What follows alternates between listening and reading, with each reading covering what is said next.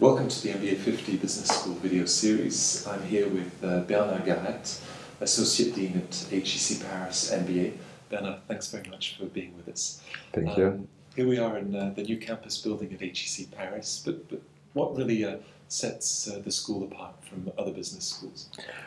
Well, I think it's probably a unique combination of academic excellence and connections with corporations. So regarding academics, I think we have first a very good faculty made of professors from just everywhere in the world, so very multinational and trained in the best schools. And regarding connections with corporations, I think probably the main feature is that we have alumni that really have CEO positions in the, let's say, the largest multinationals in Europe.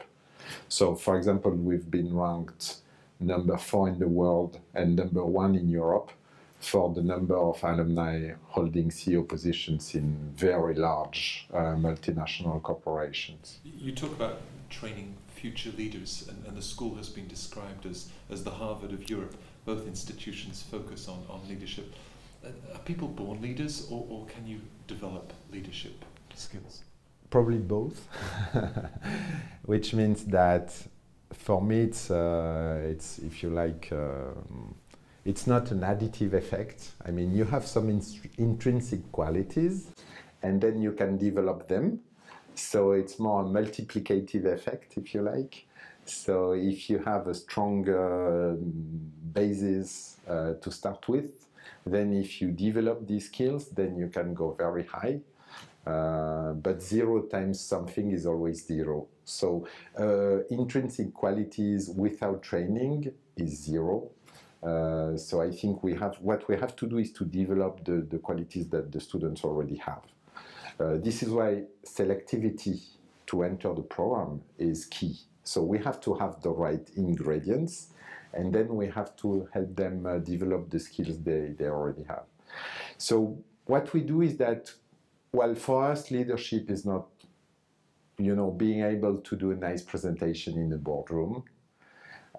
It's more about being knowledgeable and gaining respect. So this is the first element. And then being influential, because I think that currently firms are not, let's say, led through hierarchy. They are led through influence. And so being influential is extremely important. And then, of course, motivating others, being able to just lead others and motivate others. So what we do is that we organize projects, events, tangible things that the participants have to do in order to hone their leadership skills. So one example is the seminar that we organize with Saint-Cyr. This is the French military academy. And so we bring the whole MBA class to the military school, and we make them do exercises in teams of 10, and each student has to be the leader of their team for one type of exercise. So of course it's about building bridges across rivers or crossing a lake on a raft, this type of military stuff.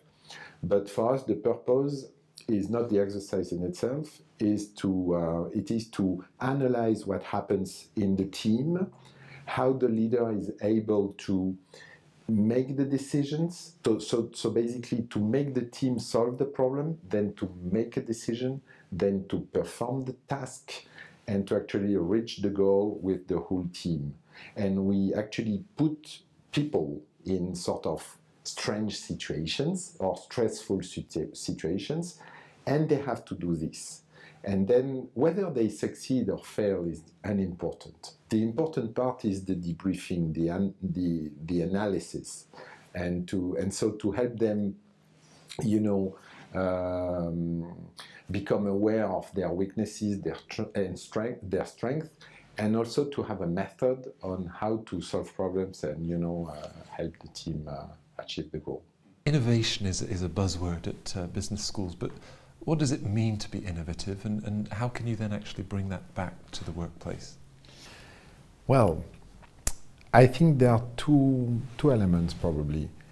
One is that I think that trying to make people more creative is somehow, well, very difficult and probably inefficient. But training people to be able to spot innovations outside, you know, their current scope is probably much more efficient. So for me, the ability of people to bring innovation inside the company rests on their ability to spot innovations outside, you know, and to be able to think out of the box, not in terms of sort of inventing a new thing, but probably to be able to spot things that already exist. So for example, in a business school, a lot of students want to create their own company. They want to, you know, to create the next Apple or the next Google. And if you look at the content of the idea that they have, in most cases, it's not that interesting. But what is interesting is their drive and their willing to create a company, their entrepreneurship spirit. That is valuable. And so I think the best thing to do is to help them spot ideas outside and to find partners, to find technology providers or innovation providers that they can work with in order to create their own thing. So you don't imagine the business school in a bubble, but no. Actually connecting with other institutions? Yeah, exactly. I think a business school has to focus on the business side of things, and so we strongly encourage our students to just go outside and to look at engineering schools, science and technology institutions, you know, partners that can help them spot, you know, new ideas. So thank you very much for your time and your insights. You're welcome. Thank you very much.